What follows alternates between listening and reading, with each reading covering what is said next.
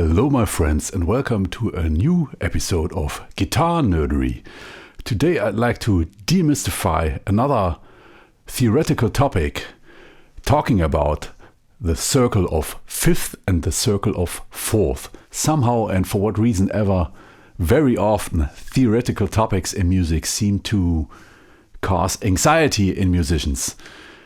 Very often I got the reaction when I asked, do you know about the circle of fifth? Oh no, I don't know nothing about it and I think I won't understand it at all. But actually it's very easy stuff, very easy to understand for everyone, and it won't take longer to understand it than this video is long. The circle of fifth and or the circle of fourth. It looks like this. First, do you need to know about this? No. It's not necessary to know about the circle of fifth and fourth to be a good musician, to write and play good music. You can live without it. It's just very interesting additional information that can be of help to you. Musicians who play and compose by instinct and experience and learn all their songs by heart really do not need this. And it's the case with a lot of rock and pop bands.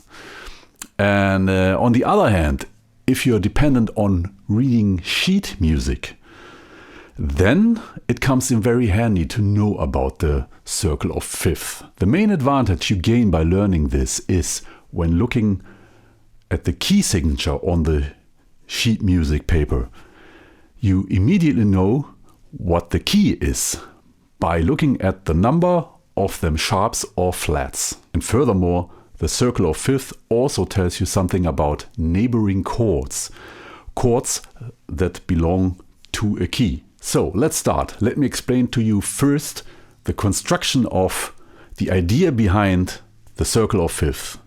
In our tonal system we have 12 different notes. Some of them have double names, starting with the note C, C, C sharp or D flat, D, D sharp or E flat, E, F, F sharp or G flat, G, G sharp or A flat, A sharp or B flat, B, and then C again. The circle of fifth comes into existence by a very interesting fact.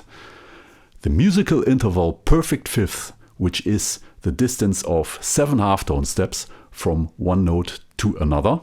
When we start playing a perfect fifth from a note, let's take the note C, that would be the note G, and then again from G a perfect fifth up, that would be the note D, and then again a perfect fifth up, and again and again. You can do this 12 times and then you have played all notes we have and land again on the C. That's really stunning. You could just accept that, but I'd like to make it very clear to you and explain it to you on the guitar. I'm gonna take a perfect fifth interval shape, which is a power chord actually. I'm starting at the note C. I put my interval shape on this. And here, yes, I see it's the note G. Then again I do this from the G on. Then I'll have the note D. Now I use this D. And then here I have the A, E. Let me take this E now. B, F sharp, C sharp, but I will call it now D flat. I will later tell you why. A flat, E flat, B flat, F, and now I'm through. C. I have played all notes we have by going up a perfect fifth all the time. And what is the circle of fourth? It's just going the circle of fifth the other way around. Because the perfect fourth 5 halftone steps is the complementary interval of the perfect fifth. A complementary interval is that interval that is added to the original interval and makes together an octave. So going a perfect fifth up is the same as going a perfect fourth down. It's just that simple. The circle of fifth is going this way round, clockwise, and going counterclockwise, you have the circle of fourth. Besides the fact that going up a perfect fifth all the time lets you play all notes and you land on the same note again, it's very stunning, but what's the real gain of this? Let's have a look at this circle of fifth. At the outside you see the notes, the distances of fifth arranged in a circle. And the meaning of this is each of the notes now, starting with the upper note C, is the symbol of a key.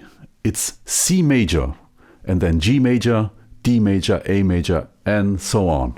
Directly across all them major keys, you'll find the parallel minor keys at the inside of the circle. So the parallel minor key of C major is A minor, of G major it's E minor, and so on.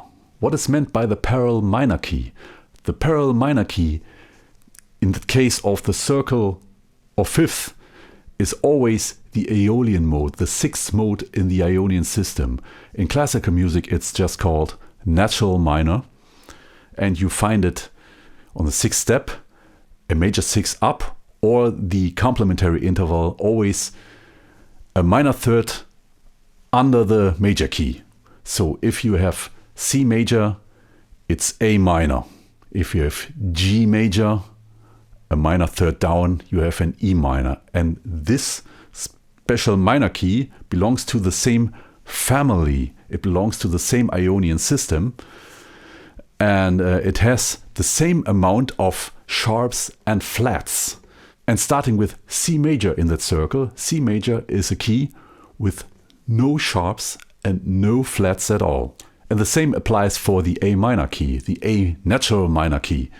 It has no sharps and flats at all. And now we come to the main gain of knowing about the circle of fifth. Going up now in perfect fifth. So I already told you, C major is the key without any sharps and flats. If we go to the next step, a perfect fifth up to G major has one sharp. D major has two sharps. A major has three sharps. And so on. Those sharps increase clockwise. And that's the main idea or the use of knowing about the circle of fifth, knowing this by heart, looking at the key signature on the sheet music. By the amount of sharps and also by flats, I will come to this, you can immediately identify the key. Starting at C major or also A minor, the parallel minor key, everything I'm telling you now also counts for all the minor keys at the inside of the circle. Starting at C with no sharps and flats, we just get one sharp more every step we go further clockwise. When we have reached the bottom of the circle, the F sharp major key, we are at the turning point where we switch over to them flats. Why are we doing this? If we would continue adding just sharps each step going round the circle clockwise, we have 12 keys, so we would end with 11 sharps, and that's, believe me, really not readable. But there's a way to prevent this. The key at the bottom of the circle, F sharp major, we can also call it G flat major. F sharp major has 6 sharps and G flat major has 6 Bs, 6 flats. Switching over now at the bottom of the circle with 6 sharps to 6 flats has a great advantage. Now we can go further in perfect fifth. In each step, there's a decrease of 1 flat until we have no flats at all when we are back again at C major. So going clockwise around the circle, in perfect fifth, we just add a sharp to each key until we have 6 sharp at F sharp major. And this is the turning point. We can also call it G flat major. And then we go further round in flats. Those flats decrease now each step until we have no flats at all. And the circle of fourth is simply going counterclockwise round the circle, starting with them Bs, starting with C major again with no flat, and then going to F major, which has 1 flat, B flat major with 2 flats, and so on, until we are at G flat major with 6 flats. And then we switch over to them sharps, and then them sharps decrease until we are back at C major again. So in the end, it's really easy and obvious what you gain from it. Learning this by heart, you look at the paper on the sheet, at the key signature, and by the amount of sharps or flats, you immediately know what the key is. But again, we do not just accept that. To really understand this, I want to demonstrate it to you on the guitar. I'm going to use a scale shape of 1 octave and just count the sharps, which are increasing, and them flats then that are decreasing, reading it from the guitar fretboard. C major key. Does it really have no sharps or flats? C, D, E, F, G, A, B, C. Yes. G major. G, A, B, C, D, E, F sharp, 1 sharp, G. D major. D, E, F sharp, G, A, B, C sharp, 2 sharps. A major. A, B, C sharp, D, E, F sharp, G sharp, 3 sharps. E major. E, F sharp, G sharp, A, B, C sharp, and D sharp, 4 sharps. B major. B, C sharp, D sharp, E, F sharp, G sharp, and A sharp, 5 sharps. And now the breaking point, the switch over point, the F sharp major. Does it really have 6 sharps? F sharp, G sharp, A sharp, B, C sharp, D sharp, and E sharp. Yes, I'm calling the 7th note E sharp. It's actually also the note F, but the letter F is given to the root F sharp. I cannot use it for the 7th. I have to use the note E. And because it's a major 7th, it's an E sharp. So we have 6 sharps. And let's check it out. G flat major, does it really have 6 flats? G flat, A flat, B flat, C flat. Yes, C flat, not B, because I have used the letter B for the B flat. D flat, E flat, and F. 6 Bs. Okay, and now we stay in the Bs. D flat major. D flat, E flat, F, G flat, A flat, B flat, C. 5 flats. A flat major, A flat, B flat, C, D flat, E flat, F, G. 4 flats. E flat major. Does it have 3 Bs? E flat, F, G, A flat, B flat, C, D. 3 flats. Now B flat major. B flat, C, D, E flat, F, G, A. 2 flats. F, major key, F, G, A, B flat, C, D, E. One flat only, and the next fifth is the note C again. So this way we have verified that it's true that the circle of fifths can tell you about the amount of sharps and flats for each key. And now finally, let me tell you about the furthermore advantage you have by learning the circle of fifth or the circle of fourth. The circle of fifth can tell you about chords that belong to a key. How is this? Let's have a look at neighboring keys. Let's have a look at the C major key.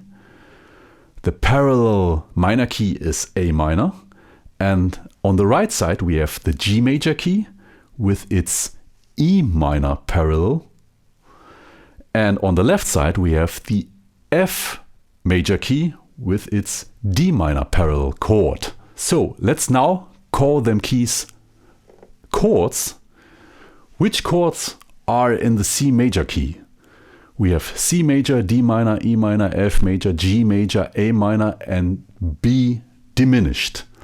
And let's have a look at the C major key with its parallel minor key and them both neighboring keys. We'll find 6 of them 7 in the C major key. The circle of fifth doesn't give you any information about the 7th chord, but all other 6 you can get out of this information. We have C, then the D minor on the left side, E minor on the right side, F major on the left side, G major on the right side, and the 6th chord is the A minor. And that is the case with all keys that are arranged around the circle, all 12 keys.